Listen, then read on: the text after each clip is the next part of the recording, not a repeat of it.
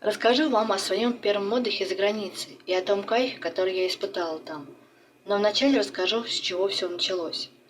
Мне 24 года. Я работаю менеджером по продажам, и у нас в салоне был паренек. Работал он системным администратором.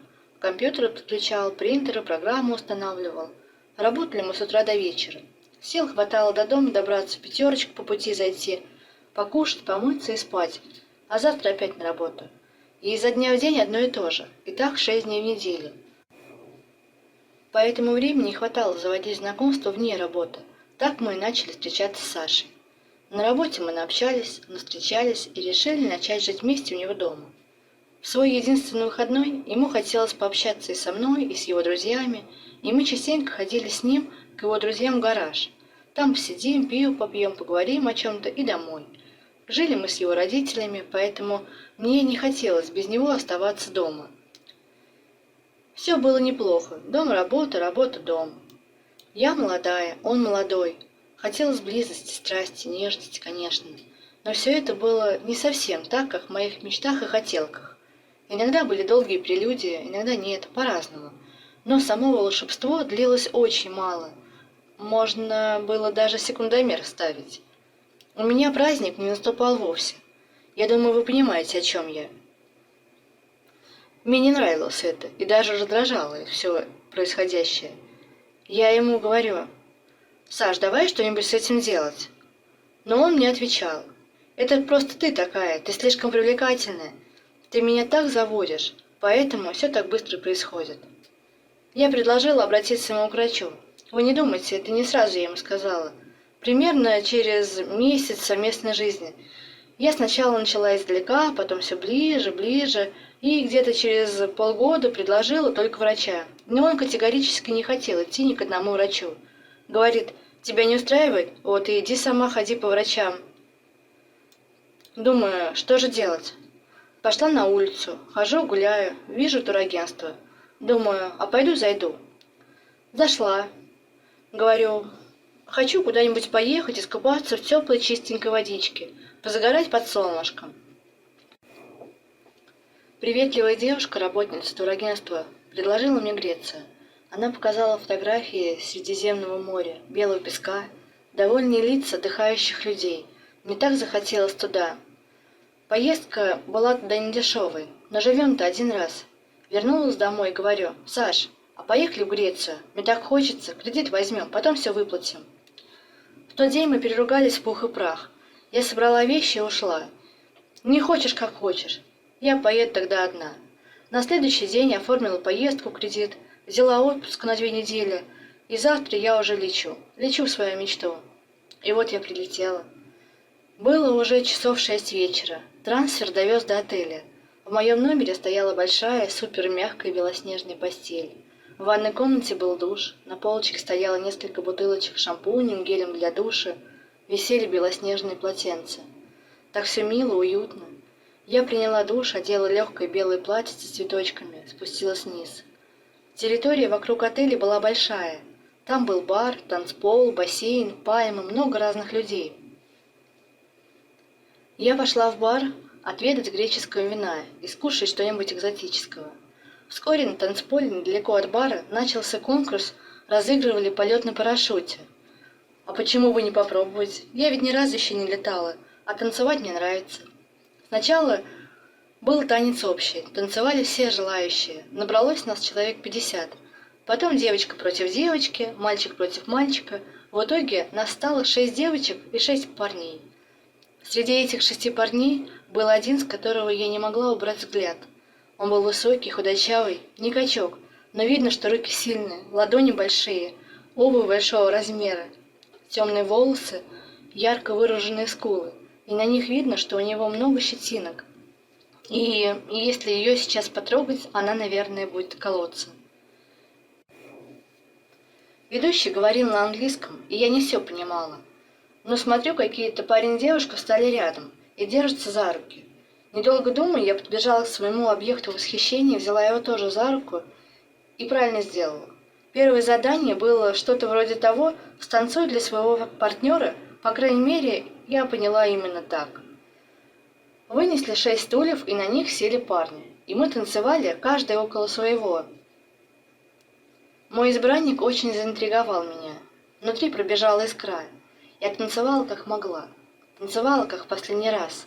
В смысле, все или ничего. Я шевелила около него бедрами, вперед, назад, влево, вправо. Присаживалась ему на колени, передом, задом. Я увидела, как увеличилась его ширинка, и это заводило меня еще больше. Потом включили романтическую, наверное, греческую песню. Мы в танце слились с ним в единое. Мы чувствовали темп, дыхание, страсть. Он меня то прижимал, то кружил, отталкивал, опять прижимал.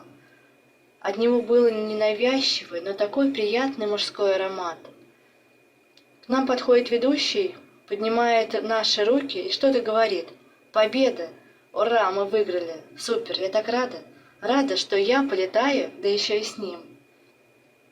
Мы сели с ним за столик, он налил по бокалу вина.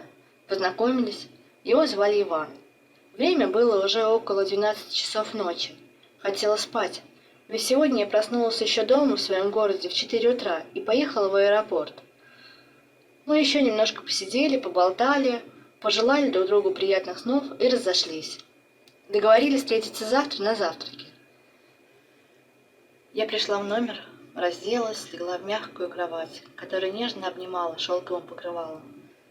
Я никак тогда не могла уснуть. Мысль об Иване, об его объятиях, его аромате, который еще немного остался на мне, не давала покоя. Я даже не пошла в душ перед сном, чтобы не смывать его запах. Проснулась я от какого-то шума в коридоре. Смотрю на часы, а время уже завтрака. Сбегала в душ, оделась, брызнула на себе на запястье любимым парфюмом и спустилась. Мой избранник сидел за столиком. Но на столике стояло 2 чашки.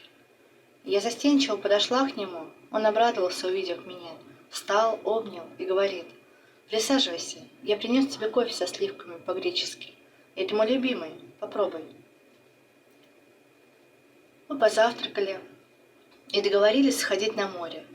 По дороге он рассказал мне, что он не женат, живет в Сибири, закончил факультет журналистики, несколько лет работал на местном телеканале, но потом решил открыть свое СТО. И вот мы на пляже.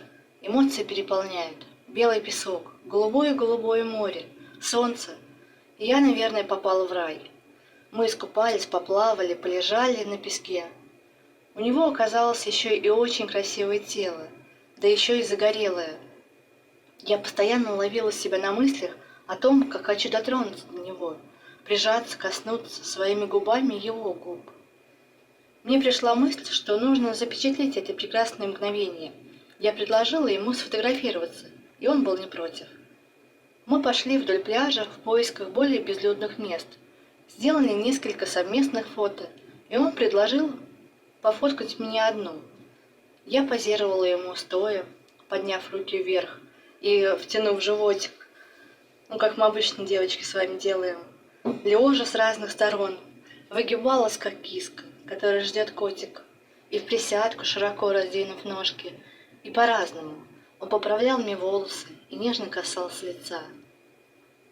В минутах 20 ходьбы от берега были огромные скалы, и мы решили продолжить фотосессию там. Место было удивительное, оно очень красивое, от воздуха пахло счастьем. Он сделал несколько снимков, я подошла к скале, подняла руки вверх, как будто тянусь к ее верхушке, выпятив немножко попку назад для изящности. В этот момент Иван, наверное, не выдержал. Он подошел ко мне сзади, положил свои ладони мне на грудь и, немного сжимая ее, начал целовать плечи и шею. У него было глубокое дыхание, довольно громкое дыхание. Я чувствовала, как он прижимается ко мне всем телом. Я чувствовала от него тот же запах. Голова кружилась от происходящего. Его руки стали опускаться ниже, и они уже на моей талии. Он стал сильнее меня прижимать к себе. Я развернулась к нему. Наши глаза встретились на пару секунд. А дальше... Дальше я почувствовала небольшую брутальную щетинку на своей щеке, шее. От этого побежали мурашки по всему телу. Наши губы прикоснулись, и у него они оказались такими мягкими, нежными. Это было так приятно. Во время поцелуя я хотела его всего, хотела его проглотить, Не знаю, как это, не спрашивайте, просто хотела. Он останавливал меня, нежно покусывая мне верхнюю губу. Неожиданно раздался какой-то звонок. Это оказался, он поставил напоминание о полете на парашюте в нужное время. Мы решили поторопиться и вернуться к отелю, так как ушли довольно-таки далеко от него. Вернувшись в отель, подошли к стойке регистрации узнать, куда идти, чтобы получить вчерашний приз. Полет на парашюте. Но девушка нам сказала: «Приносим свои извинения за доставленные неудобства. Но лодка, которая крепит парашют, сломалась. Полет можно перенести на завтра или сегодня поехать на экскурсию «Морская рыбалка» с приготовлением улова на борту». Я говорю Ивану: «Давай полетаем завтра». Но он грустно ответил мне, что завтра в 16 часов он уезжает. Это был как гром среди ясного неба. Это был как снег на голову. Да еще и снег в Греции. Очень печально, что он уезжает. Очень-преочень. Но у нас еще есть сутки. Сутки, чтобы насладиться друг другом. Мы выбрали морскую рыбалку на яхте. Она будет совсем скоро. Но мы успеем перекусить, так как время обеда еще не закончилось, и на столах в буфете стояла еда. Мы покушали и пошли к группе, с которой поплывем. В группе было человек 20, и нас посадили в небольшой автобус и довезли к месту, где стояла яхта. Все время мы с Иваном держались за руки. Не хотелось расставаться с ним ни на секунду. Яхта была довольно-таки большая, вся белоснежная, чистая, уютная, приятный экскурсовод. Он много всего рассказывал о чем-то, но я мало что понимала. Иван английским владел лучше меня, но понимал он тоже не все. Но все это мне было и не очень-то и нужно. Ведь со всех сторон были идеальные пейзажи, голубое море. Оно было прозрачным. Мы плыли и видели, как рыбки проплывают мимо нас. Местами видели рифы под водой. Это просто была сказка. И этого не передать. Какое счастье!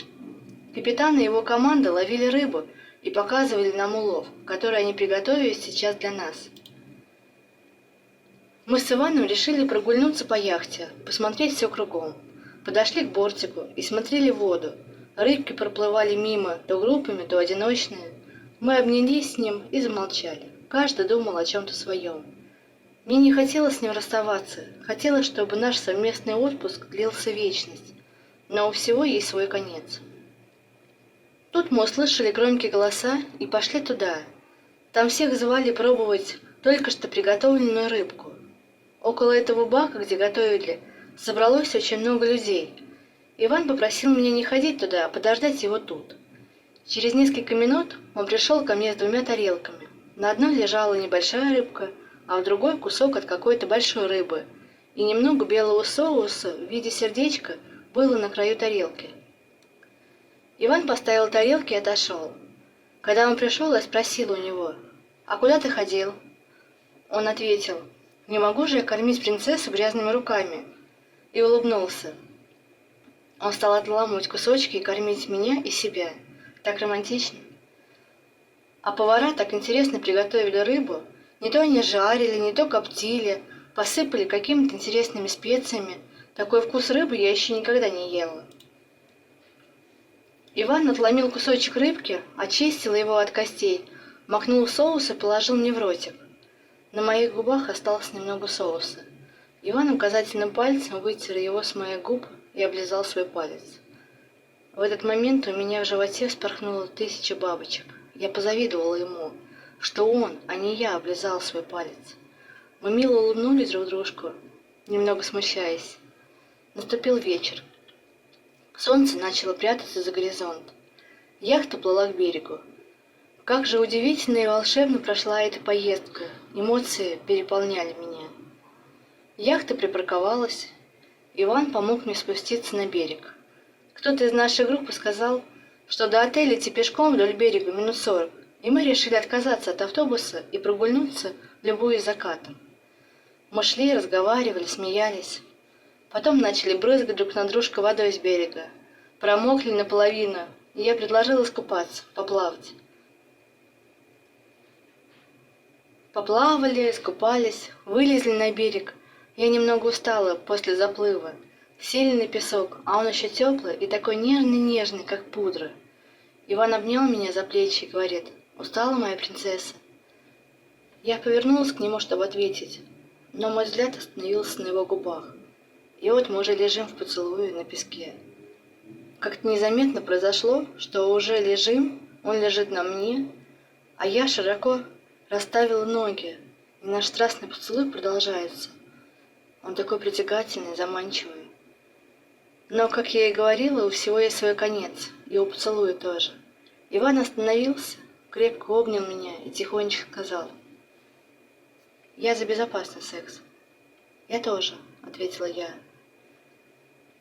Еще немного посидели, а потом пошли в сторону отеля. Пришли в отель, а на танцполе опять какие-то игры, танцы. Мы сели в сторонку за столиком под пальмой. Иван принес нам по бокалу вина.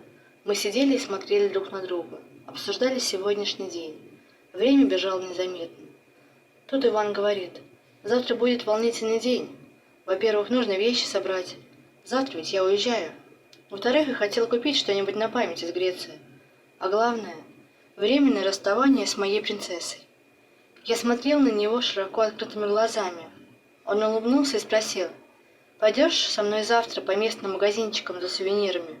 «Конечно», — ответила я. Потом он продолжил говорить: «Знаешь, ты мне очень понравилась. И теоретически мы могли бы с тобой уже несколько раз заняться сексом. Но это я хочу оставить на десерт, так как я уверен, что благодаря Греции наши отношения только начинаются. И я очень рад, что мы нашли друг друга». «Иван, как же это все волшебно! Ты тоже мне очень понравился, и мне так не хочется с тобой расставаться. Хорошо, пусть время расставит все на свои места». Мы обнялись с ним, нежно поцеловали друг друга и разошлись по своим номерам. Я только зашла в номер, и мне пришло сообщение от него: «Извини, что не пошел провожать тебя. Боялся не удержаться. Ведь меня очень тянет к тебе. Приятных снов, моя принцесса. Буду ждать тебя завтра. За тем же столиком с чашечкой бодрящего кофе». Эмоции меня переполняли. Я думала, лопну от счастья, от радости, от желания. Но в телефоне, кроме его сообщений, были сообщения еще и от Саши. Саша написал: «Какая ты свинья, раз ты уехала одна. Всего тебе мало, удовлетворяю тебя плохо, да и к тому, кому ты нужна такая?» И все в таком духе. Прочитала я сообщение, но уже даже не обидно, не больно. Подумала, как хорошо, что я поехала одна, себя нужно уважать. Засыпала я с мыслями об Иване. Гладила себе губы, вспоминала вкус его губ. Проводила рукой по шее, там, где я чувствовала его брутальную щетинку. Утром проснулась по будильнику, приняла душ, нарядилась и спустилась вниз. Иван ждал меня за тем же столиком, но кофе принес сегодня другое. Сверху была пенка, а на пенке рисунок сердечко. Мы позавтракали и вышли с территории отеля. Нашли местный рынок. Иван купил несколько сувениров, я тоже купила несколько мелочей. И на выходе с рынка стояла женщина, торговала одеждой. Иван остановил меня и говорит: «Я хочу купить тебе вот это красивое белое платьице. Когда ты будешь его одевать, обо мне будешь вспоминать». «Да я и так думать о тебе не перестаю. Ты стал для меня как вирус, который завладел моей головой», — посмеялась я. Мы вернулись в отель как раз к обеду. Покушали, посидели, поболтали. Время неслось, как сумасшедшее. Он обнял меня и говорит: «Когда я сяду в трансфер, мне будет грустно расставаться с тобой, хоть и на время. Но давай ты не пойдешь меня провожать». Он нежно гладил меня по волосам, а у меня уже стекали слезинки по щекам. «Не грусти, все будет хорошо, я обещаю», — продолжил он. «Присылай мне фотографии, я буду ждать». Мы еще раз с ним слились в поцелуе, и он пошел в свой номер за чемоданом. Я поднялась в свой номер, подошла к окну и провожала его взглядом оттуда. Подумала, а может, так и лучше, чем он будет смотреть на мое заплаканное лицо. Трансфер выехал за ворота, больно, грустно, тоскливо на душе стало. Но мой отпуск еще не закончил, подумала я. Нужно радоваться солнышку и чистому морю. Дни без него стали не такими. Часто вспоминала его, мы обменивались фотографиями. Скинула мне фото из самолета, с работы, фото моего рисуночка, который я подложила ему в пакет с покупками в последний день. Я нарисовала там сердечко, а в нем написала «Спасибо, что ты есть. Целую, жду». И подписала его «Твоя принцесса». После того, как я вернулась назад в свой родной город, видеть Сашу я больше не хотела совсем, и я решила поменять работу. А с Иваном мы поддерживали отношения, переписывались, общались по видеосвязи. Как однажды он спросил, а какие достопримечательности есть у вас в городе. Я сказала ему, что знала. А он шокировал меня тем, что сказал дальше. «Послезавтра я прилечу к тебе в час дня. Встретишь?» «Конечно!» — ответила я, не веря своим ушам. «А с родителями познакомишь?» — продолжил он. «Конечно, я думаю, вы друг другу понравитесь». Не откладывая решение в долгий ящик, я на следующий день пришла к руководству написать заявление об увольнении по собственному желанию. Руководитель даже разрешил мне уйти без отработки. Спасибо ему большое. Ночью я опять никак не могла уснуть, волнительно было на душе. В аэропорт Ивана я поехала встречать в том самом платье, которое он мне купил в Греции. Минуты ожидания встречи с ним были такими волнительными. Я стояла и ждала. Вспоминала его объятия, голос, поцелуи. Все это было так прекрасно. Все, я его вижу, он идет. Он был одет в брюках и в маечке пола. Эта одежда ему очень была к лицу. Он в ней был еще сексуальнее. Я подбежала к нему, он меня обнял, покружил, поцеловал, потом говорит: «Давай сначала познакомимся с твоими родителями, а потом погуляем по городу, покажешь достопримечательности». «Давай», — ответила я. Мы сели в такси, доехали до дома. Перед входом в квартиру он еще раз меня обнял и говорит: «Принцесса моя, все будет хорошо». Мама усадила нас за стол, за которым стояли две свежеприготовленные пиццы. У мамы пиццы всегда были очень вкусные. Родители с Иваном поболтали обо всем подряд, понемножку, и тут Иван говорит: «В самолет цветы не разрешили бы взять, поэтому я взял с собой кое-что другое». Он достал из кармана шарик золотого цвета, открыл его, а там было колечко, да такое красивое. Оно было из белого золота, а сверху был большой прозрачный камешек, который очень красиво сиял. Он протягивает мне колечко и спрашивает: «Ты будешь моей женой?» У меня побежали мурашки по телу. Я посмотрела на родителей. Они с улыбкой кивнули, одобряя, и я вскочила со стула. «Конечно буду! Блин, конечно буду!» Как же все быстро и сказочно, все как во сне. Страшно проснуться только. Еще пару часов мы побыли дома, а потом пошли гулять по городу. Чтобы не стеснять моих родителей, он снял номер в гостинице недалеко от моего дома и предложил мне пойти посмотреть на его сегодняшнее место ночевки. Конечно, я согласилась. Мне уже ни на секунду не хотелось расставаться с ним. Мы поднялись в его номер. Номер был, конечно, не такой, как в Греции. Все гораздо проще. На стенах обои в цветочек, вся мебель была из каких-то толстых деревянных реек. Кровать стояла на ножках из толстых реек. Стул также на деревянных рейках, зеркало в деревянной рамке. Иван закрыл дверь, и в ту же секунду нас как магнитом приблизило друг к другу. Наши губы жадно целовали друг друга. Тело было в ожидании волшебства. Иван остановился на секунду и говорит: «Я не хочу больше останавливаться.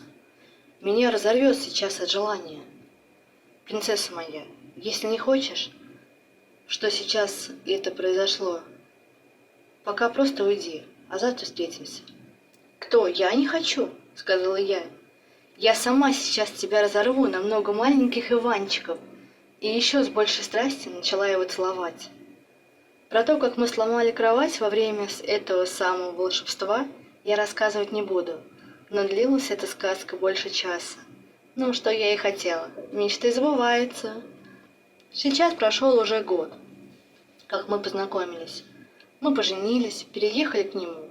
У нас родился сынишка, личиком похож на папу. Иван хочет еще и дочку, чтобы она была похожа на меня. Блин, как это мило. Люблю его безумно. Иван, спасибо, что ты есть. Спасибо за все, что ты делаешь для нас.